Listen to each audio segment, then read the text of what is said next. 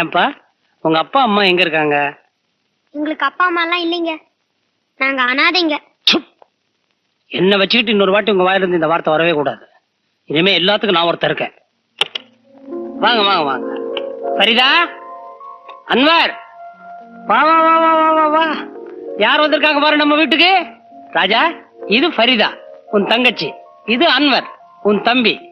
ஃபரிதா, இனிமே இந்த 2 அண்ணன்மார்களும் நம்ம வீட்டுல தங்க போறாங்கம்மா. ஐயா, இனிமே எனக்கு 3 அண்ணங்க.